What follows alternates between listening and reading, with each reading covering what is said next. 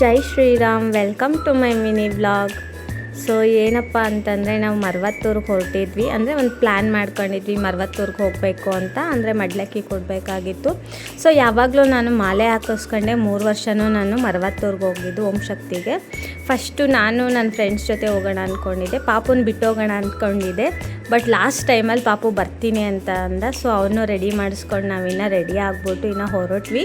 Train ಇದ್ದಿದ್ದು 9ಗೆ. So ಅಷ್ಟೊತ್ತಿಗೆ ನಾವು ಸ್ವಲ್ಪ ಊಟ ತಿಂಡಿ ಮಾಡ್ಕೊಂಡು ಹೊರಡೋಣ ಅಂತ ಅಂದ್ಬಿಟ್ಟು ನಾವಿನ್ನು ಕಾರಲ್ಲಿ ಹೊರಟ್ವಿ. ಏನಂತಂದರೆ ತುಂಬ ಲೇಟ್ ಆಗಿಬಿಟ್ಟಿತ್ತು. ನಾವು ಇನ್ನು ಎಲ್ಲರೂ ರೈಲ್ವೆ ಸ್ಟೇಷನಲ್ಲಿ ಬಂದು ರೀಚ್ ಆಗಬೇಕಾಗಿತ್ತು. ನಾವು ಎಷ್ಟೇ ಹೋಗ್ತಾಯಿದ್ರು ನಮ್ಗೆ ದಾರಿನೇ ಸಾಕ್ತಾ ಇರಲಿಲ್ಲ. ನಾವು 8 ಗಂಟೆಗೇ ಮನೆಗೆ ಬಿಟ್ಟರು. ನಾವು ರೈಲ್ವೆ ಸ್ಟೇಷನ್ಗೆ ಹೋಗಿದ್ದೇನೆ 8:55 ಏನೋ, ಇನ್ನು 5 ಮಿನಿಟ್ಸ್ ಏನೋ ಇತ್ತು ಅಷ್ಟೇ.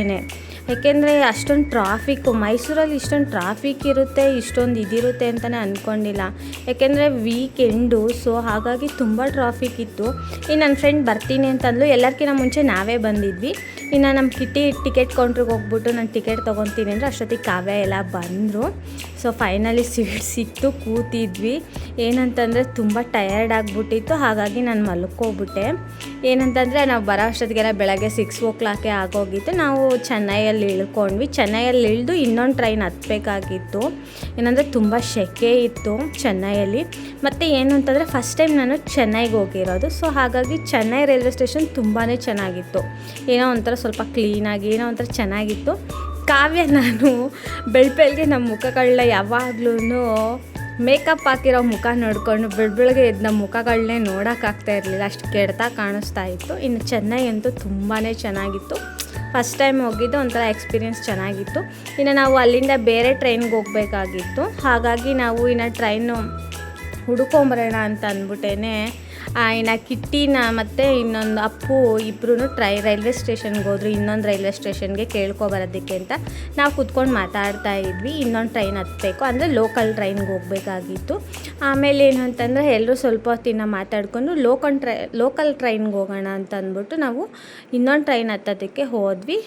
ಆಮೇಲೆ ಏನು ಅಂತಂದರೆ ಲೋಕಲ್ ಟ್ರೈನ್ ನಾನು ಫಸ್ಟ್ ಟೈಮ್ ನೋಡಿದ್ದು, ಮತ್ತು ಟ್ರಾವೆಲ್ ಮಾಡಿರೋದು ಫಸ್ಟ್ ಟೈಮೇ. ಬಟ್ ಚೆನ್ನಾಗಿತ್ತು. ಒಂದು ಹಳ್ಳಿಯಿಂದ ಇನ್ನೊಂದು ಹಳ್ಳಿಗೆ. ಈಗ ನಮ್ಮ ಕರ್ನಾಟಕದಲ್ಲಿ ಹೆಂಗೆ ಅಂದರೆ ಬರೀ ಬಸ್ಗಳಿರುತ್ತೆ, ಲೋಕಲ್ ಬಸ್ಗಳಿರುತ್ತೆ, ಸಿಟಿ ಬಸ್ ಇರುತ್ತೆ. ಇಲ್ಲಿ ಟ್ರೈನೇ ಇರುತ್ತೆ, ಅದೊಂದು ಖುಷಿ ಆಯಿತು. ಮತ್ತು ಏನು ಅಂತ ಸ್ವಲ್ಪ ವರ್ತ್ ಅನ್ನಿಸ್ತು. ನಾವು ಅಲ್ಲಿಂದ ಇನ್ನೊಂದು ಊರಿಗೆ ಬಂದ್ವಿ. ಆ ಊರ ಹೆಸರು ನಂಗೆ ನೆನಪಿಲ್ಲ, ದಯವಿಟ್ಟು. ಅಲ್ಲಿ ಬಂದ್ವಿ. ಇನ್ನು ಅಲ್ಲಿ ಸ್ವಲ್ಪ ಹೊತ್ತು ರೆಸ್ಟ್ ಮಾಡೋಣ ಅಂತ ಅಂದ್ಬಿಟ್ಟು ಇನ್ನು ಸ್ವಲ್ಪ ಹೊತ್ತು ರೆಸ್ಟ್ ಮಾಡಿದ್ವಿ. ಟ್ರೈನ್ ಬಂತು, ಇನ್ನೊಂದು ಟ್ರೈನು. ಅಲ್ಲಿಂದ ಮರವತ್ತೂರಿಗೆ ಒಂದು ಟ್ರೈನು. ಅಲ್ಲಿಗೆ ನಾವು 2 ಟ್ರೈನ್ ಕ್ಯಾಚ್ ಮಾಡ್ಕೊಂಡು ಫೈನಲಿ ಮರವತ್ತೂರಿಗೆ ಬಂದು ಇಳಿದ್ವಿ. ಅಂದರೆ ಸ್ವಲ್ಪ ಟ್ರಾವೆಲಿಂಗಲ್ಲೇ ನಮ್ಮ ಟೈಮ್ ಆಗೋಯಿತು. ಊಟ ತಿಂಡಿ ಯಾವುದು ಸರಿಯಾಗಿ ಮಾಡೋಕ್ಕೆ ಆಗಲಿಲ್ಲ. ಇನ್ನು ಫೈನಲಿ ಮರವತ್ತೂರಿಗೆ ಬಂದು ಇಳ್ಕೊಂಡ್ವಿ. ಅಂದರೆ ತುಂಬಾ ಬಿಸಿಲಿತ್ತು, ತುಂಬ ಅಂದರೆ ಹೆವಿ ಬಿಸಿಲಿತ್ತು. ಬಸ್ಸಲ್ಲಿ ಬಂದರೆ ದೇವಸ್ಥಾನದ ಮುಂದ್ಗಡೆನೇ ನಿಲ್ಲಿಸ್ತಾರೆ. ಬಟ್ ನಾವು ಟ್ರೈನಲ್ಲಿ ಹೋಗಿರೋದ್ರಿಂದ ಸ್ವಲ್ಪ ದೂರನೇ, ಒಂದು ಅರ್ಧ ಕಿಲೋಮೀಟ್ರ್ ಅಷ್ಟು ಡಿಸ್ಟೆನ್ಸ್ ಇತ್ತು ಅಷ್ಟೇ, ಅರ್ಧ ಕಿಲೋಮೀಟ್ರ್ ಇಲ್ಲ. ಸೊ ಹಾಗಾಗಿ ಫಸ್ಟು ದೇವಸ್ಥಾನದ ಮುಂದೆನೇ ಹೋದ್ವಿ. ನನಗೆ ತುಂಬಾ ಖುಷಿಯಾಯಿತು ಅನ್ನೋದಕ್ಕಿಂತ ಏನೋ ಒಂಥರ ನನಗೆ ಹೇಳ್ಕೊಳಕ್ಕಾಗಲ್ಲ, ಅಷ್ಟು ಒಂಥರ ಫುಲ್ಫಿಲ್ ಇದ್ದಂಗೆ ಆ ದೇವಸ್ಥಾನ. ಬಟ್ ತುಂಬ ಖುಷಿ ಆಯಿತು. ಮತ್ತು ನಾವು ಇಲ್ಲಿ ದೇವಸ್ಥಾನದಿಂದ ಒಳಗಡೆ ಹೋಗಬೇಕಾಗಿತ್ತು. ನಾವು ವೀಡಿಯೋಗೋಸ್ಕರ ಅಂತಲೇ ದೇವಸ್ಥಾನದ ಮುಂದೆ ಬಂದು ವೀಡಿಯೋ ಮಾಡ್ಕೊಂಡ್ವಿ. ಅದು ಅಲ್ಲದೆ ಎಲ್ಲ ಫುಲ್ ಟಯರ್ಡ್ ಆಗಿಬಿಟ್ಟಿದ್ವಿ. ನಮ್ಮನ್ನಂತೂ ನಾವು ನೋಡ್ಕೊಳ್ಳೋಕ್ಕೆ ಆಗ್ತಾ ಇರಲಿಲ್ಲ. ಇನ್ನು ಅಷ್ಟೊತ್ತಿಗೆ ಬೇಗನೆ ಹೋಗ್ಬಿಟ್ಟು ಇನ್ನು ಫ್ರೆಶ್ ಅಪ್ ಆಗಿಬಿಡೋಣ ಅಂತ ಅಂದ್ಬಿಟ್ಟು ನಾನು ಎಲ್ಲರೂ ಹೊರಟ್ವಿ. ಹೋಗ್ಬಿಟ್ಟು ಫ್ರೆಶ್ ಅಪ್ ಆಗಿಬಿಟ್ಟು ಇನ್ನೊಂದು ಮಡ್ಲಕ್ಕಿ ಕೊಡಬೇಕಾಗಿತ್ತು. ಮತ್ತು ಏನು ಅಂದರೆ ರಶ್ ಇರಲಿಲ್ಲ ಅಷ್ಟಾಗಿ. ಇನ್ನು ಫ್ರೆಶ್ ಅಪ್ ಮಾಡಿ ಬಂದ್ವಿ. ಅಲ್ಲೇ ಅಮೌಂಟ್ ಕೊಟ್ಬಿಟ್ಟು ರೂಮ್ ಗೀಮ್ ಏನೂ ಮಾಡ್ಕೊಳ್ಳಿಲ್ಲ, ಅಲ್ಲೇ ಸ್ನಾನದ ವ್ಯವಸ್ಥೆ ಎಲ್ಲ ಇಟ್ಟು ದುಡ್ಡು ಕೊಡಬೇಕಿತ್ತು. ನಾನು ಮಡ್ಲಕ್ಕಿಗೆಲ್ಲ ರೆಡಿ ಮಾಡಿಕೊಂಡೆ. ಇನ್ನು ಕಿಟ್ಟಿ ಎಲ್ಲ ರೆಡಿ ಆಗ್ಬಿಟ್ಟು ಬಂದು ಇನ್ನು ಮಡ್ಲಕ್ಕಿ ಕೊಡಬೇಕಾಗಿತ್ತು.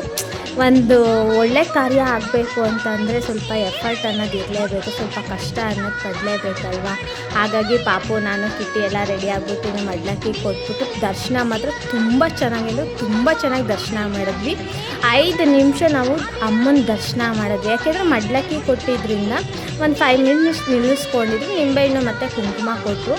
ಇನ್ನು ಹೋಗೋ ಅಷ್ಟರಲ್ಲಿ ನಮ್ಗೆ ಊಟ ಖಾಲಿ ಆಗಿತ್ತು, ಪ್ರಸಾದ ಸಿಕ್ತು.